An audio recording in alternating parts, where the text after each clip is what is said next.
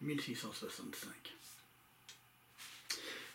1665, c'est ce type d'arme que l'on peut trouver. Effectivement. Quand j'ai commencé à écrire sur le Maillet-Brézé, sur cette histoire qui se passe entre 1665 et 1973 avec le vaisseau Brézé, et le contre-torpilleur Maillet-Brézé et l'escorteur d'escadre Maillet-Brézé, je me suis heurté à beaucoup de difficultés. Il fallait que je sache ce qu'était réellement la mer. Il fallait que je comprenne le langage des marins. Leurs termes sont toujours un petit peu ésotériques, comme on dit aujourd'hui, on peut dire ça. Et c'était assez difficile pour moi. Je connaissais la mer comme le disait si bien Tabarly, assis sur une plage, avec les enfants qui allaient jouer dans le sable. Et moi-même, j'avais fait ça quand j'étais gamin. La mer, c'est pas simple à comprendre et c'est pas simple à vivre. Alors d'abord, il a fallu que j'écrive. Écrire, c'est, pour dire les choses simplement, c'est une recherche permanente de ce qui va être intéressant, à la fois pour moi, pour l'écrire, parce qu'il faut que je me passionne, il faut que je m'amuse aussi dans l'écriture, mais aussi pour vous, quand vous allez lire, il faut que ce soit vivant, il faut que ce soit dynamique. On ne peut pas se permettre de traîner en longueur. Je déteste, moi, les romans qui parlent d'une histoire qui n'existe pas. Non pas qui n'existe pas au point de vue de la réalité ou de la non-réalité d'une histoire, mais une histoire qui n'existe pas parce qu'il n'y a pas d'histoire. Et il y a beaucoup de romans qui sont sans histoire. On lit le début, on arrive à la fin et il ne s'est rien passé. Ça, c'est pas du tout, mais alors pas du tout mon optique. Moi, j'ai toujours pensé qu'un roman devait nous entraîner dans l'aventure. Et nous entraîner dans l'aventure avec des personnages qui méritent d'être dans l'aventure, qui sont attachants, qui sont vivants, qu'on a envie de rencontrer ou pas des fois, parce qu'ils sont plutôt patibulaires, comme on peut dire aussi.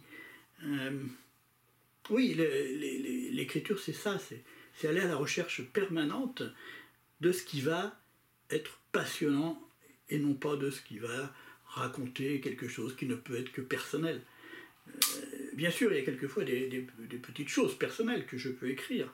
Et c'est vrai qu'on met toujours beaucoup de soi-même, surtout dans son premier roman, où on va essayer d'expliquer tout ce que l'on avait sur le cœur, tout ce qu'on a réfléchi pendant des années peut-être, et qui sont là au fond de la tête, mais qui ne sont pas du tout apparentes, et qui viennent comme ça lorsqu'on commence à écrire.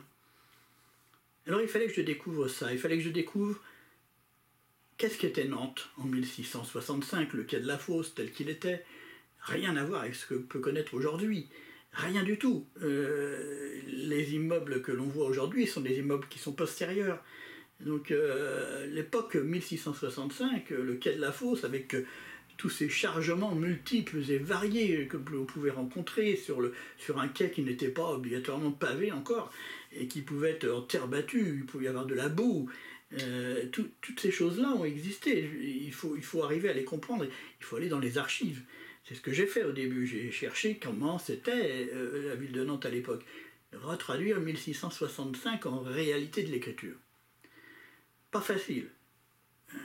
Donc les archives de Nantes, les archives départementales de Loire-Atlantique m'ont beaucoup aidé. Ensuite, une histoire, oui, mais quelle histoire? J'avais mes 3 bateaux, mes 3 maillets, mes 3 braisés. Comment les réunir entre eux?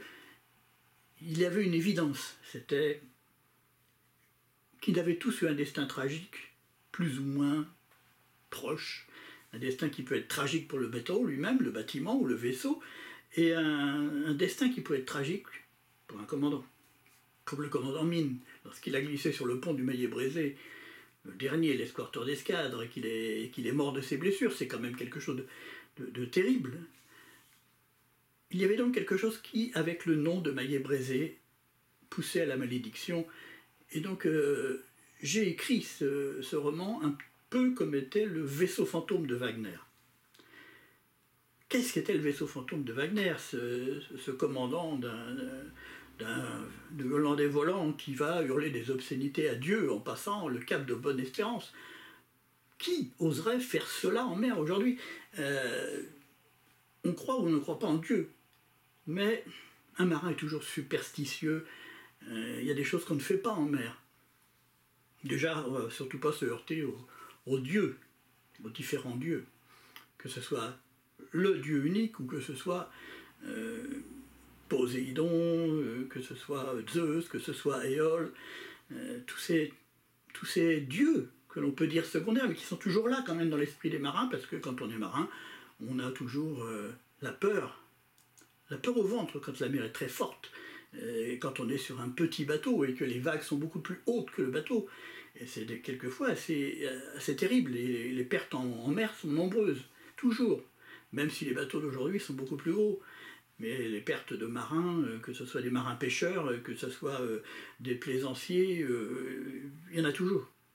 Et il y en aura toujours. La mer, les éléments, c'est à la fois cette grande liberté. La mer, c'est une grande liberté, puisque là, on est entouré que d'eau, que de ciel, le soleil, la tempête. La mer, elle vous brasse en permanence.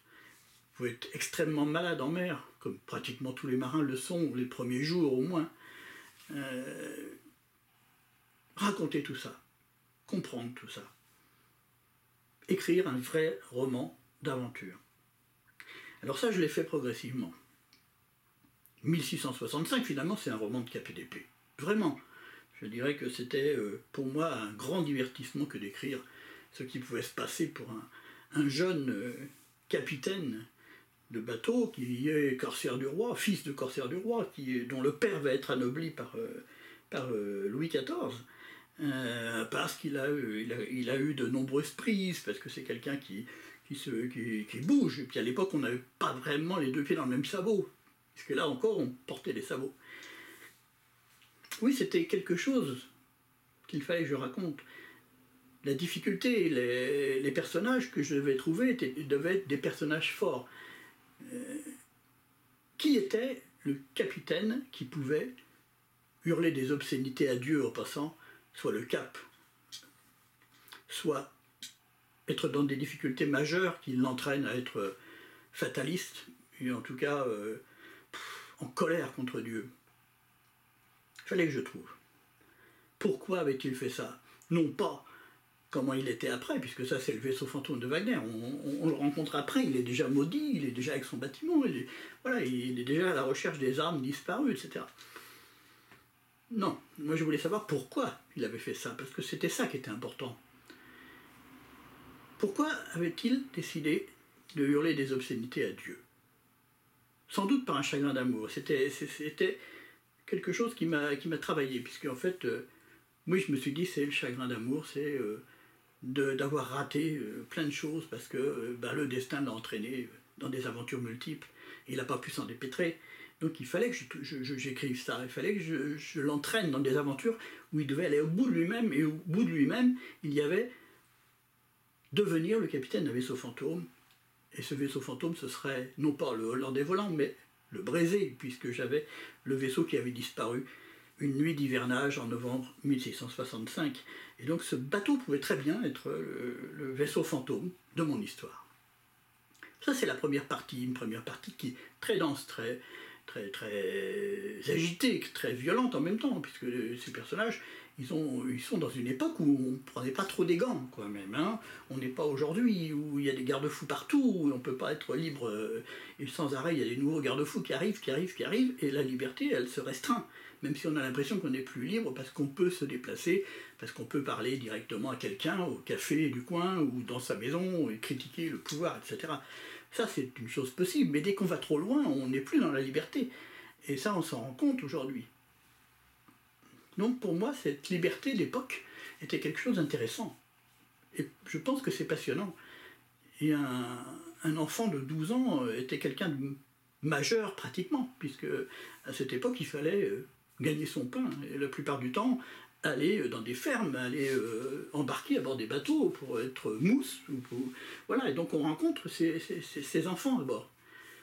En plus, les femmes étaient peut-être plus prisonnières de leur vie qu'elles le sont aujourd'hui, mais en même temps, elles pouvaient être très libres. très libre parce qu'elle pouvait aussi être actrice.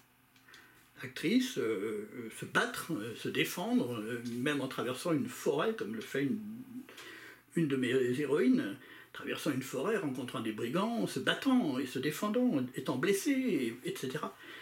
Donc toutes ces choses-là deviennent intéressantes. Et je crois qu'il faut raconter des histoires, et quand on raconte des histoires, il faut qu'elles soient passionnantes pour celui qui va les lire, sinon ça ne vaut pas grand-chose. Pour moi en tout cas, peut-être que d'autres préfèrent, mais pas moi. Raconter des histoires, les rendre passionnantes, ça c'est quelque chose que j'ai toujours essayé de faire. Un petit peu, je dirais, parce que moi j'écris dans une optique cinématographique. Quand j'écris, je vois les images, j'écris un film dans ma tête, peut-être parce que j'ai fait du cinéma, peut-être parce que je viens d'un milieu où j'ai rencontré des cinéastes et qu'ils m'ont expliqué leur travail, peut-être comme René Clément me disant qu'il fallait il fallait vivre sa vie avec passion, qu'il ne fallait pas faire les choses à moitié. Donc oui, ça m'a marqué, je suis resté dans cette optique. Je ne fais jamais les choses à moitié. Donc j'ai écrit cette première partie, roman, L'ombre du brézé,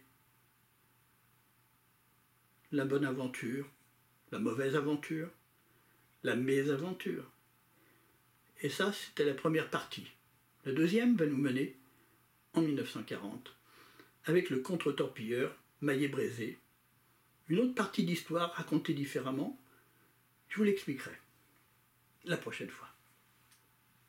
Bonne soirée.